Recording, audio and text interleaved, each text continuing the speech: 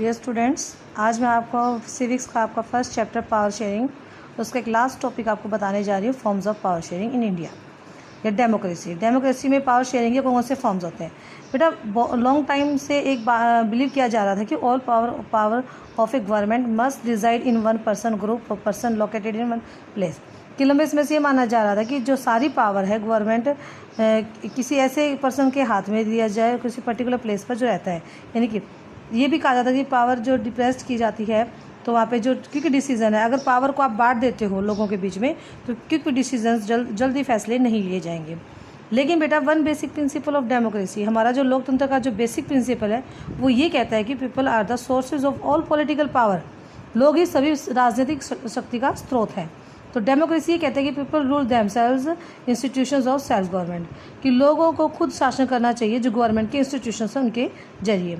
Good democracy government वो होती है बेटा जो respect is given to diverse groups, जो देश में रहने वाले सभी समूहों की रिस्पेक्ट करती है और जो एवरीवन हैज़ ए वॉइस। और पॉलिटिकल पॉलिसीज़, पब्लिक पॉलिसीज़ जो मतलब हर किसी को जो है पब्लिक पॉलिसीज़ अपनी आवाज़ रखने का अधिकार होना चाहिए। तो हम डिफरेंट फॉर्म्स करने जा रहे हैं कि भारत में सत्ता की साझेदारी किन किन रूपों में की गई है या डेमोक्रेसी में किन किन रूपों में होती है। बेटा 4 फॉर्म्स होते हैं। बेटा फर्स्ट फॉर्म्स होता है बेटा power sharing is among different organs of government. तो बच्चे ऑर्गन्स कौन कौन से होते हैं गवर्नमेंट के, ये तो आप सभी को पता है, लेजिस्लेचर, एग्जीक्यूटिव, जुडिशरी।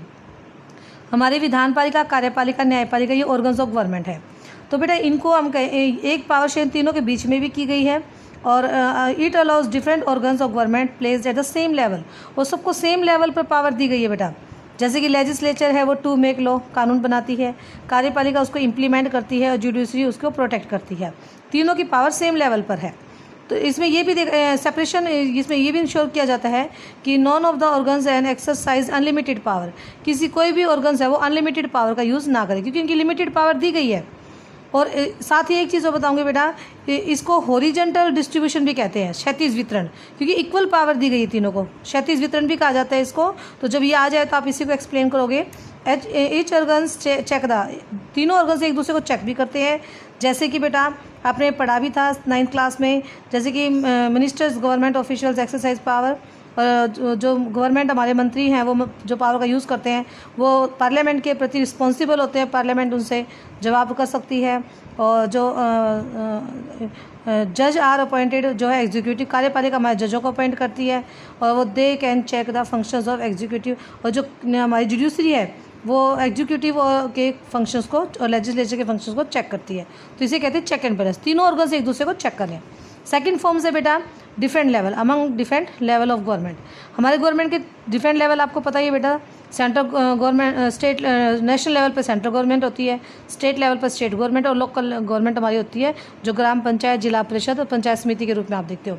तो बेटा ये जो सेंट्रल गवर्नमेंट होती है बेटा वो तो एंटायर कंट्री, वो पूरे देश के लिए होती है, उसको फेडरल गवर्नमेंट भी कहा जाता है। नेक्स्ट बेटा the government at the provisional और रीजनल लेवल, जो रीजनल लेवल पे होती है, क्षेत्रीय लेवल पे होती है, वो हमारी स्टेट गवर्नमेंट होती है।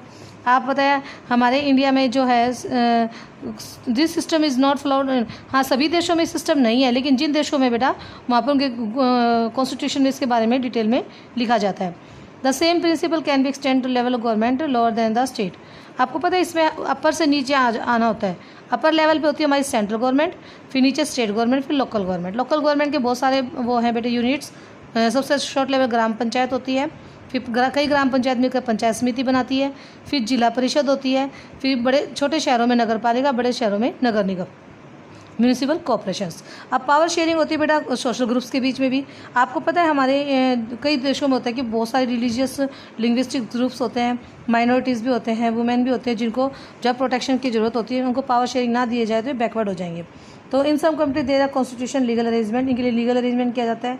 फॉर एग्जांपल बेटा जैसे कि हमारे इंडिया में इनके लिए जो रिजर्व पॉलिसी रखी गई है, रिजर्वेशन आरक्षण की व्यवस्था की गई है in assemblies and the parliament of our country. हमारे संसद में और हमारी विधानसभाओं में इनके लिए सीटें रिजर्व रखी की गई है। नेक्स्ट फॉर्म्स है बेटा पावर शेयरिंग पॉलिटिकल पार्टीज़ और प्रेशर ग्रुप्स। हमारे देश में बहुत सारी पॉलिटिकल पार्टी, प्रेशर ग्रुप्स, इनको भी सत्ता दी गई है। जैसे कि time to time election held होते हैं तो सभी पॉलिटिकल पार्टीज़ को इलेक्शन में पार्टिसिपेट करने का अधिकार है। इनके पास विकल्प होते हैं, ऑप्शन होते हैं, लोगों के पास भी ऑप्शन होते हैं अपने किसी भी पसंद के पार्टीज़ को चुना दे। और प्रेशर ग्रुप्स बेटा जैसे कि बहुत सारे प्रेशर ग्रुप्स बिजनेसमैन के, ट्रेडर्स के, इंडस्ट्री, इसके बारे में नेक्स्ट चैप्टर आपका है डिटेल में फार्मर्स, इंडस्ट्रियल वर्कर्स, ये भी अपने अपने ग्रुप्स बनाते हैं बेटा। टाइम टू टाइम गवर्नमेंट पर अपने पॉलिसीज़ अपनी बात बनवाने के लिए ये लोग ये ग्रुप्स होते हैं जो सरकार पर दबाव डालते हैं। और इनको पूरा राइट दिया गया है, इनको पावर मिली है बेटा, इसीलिए तो कि इनको तो इलेक्शन लड़ने की पावर मिली है, इनको अपनी डिमांड मनवाने की पावर मिली है। तो ये बेटा 4 जो फॉर्म्स हो गए पावर शेयरिंग के, इन डेमोक्रेसी भी और इन इंडिया भी। तो ये पावर शेयरिंग तो इसलिए बहुत ज़रूरी है बेटा सत्ता की साझेदारी। सत्ता की साझेदारी होगी तो बेल्जियम जैसा बेस्ट मॉडल होगा, सत्ता की साझेदारी नहीं होगी तो श्रीलंका जैसा सिविल वॉर होगा। थैंक यू सो मच बेटा।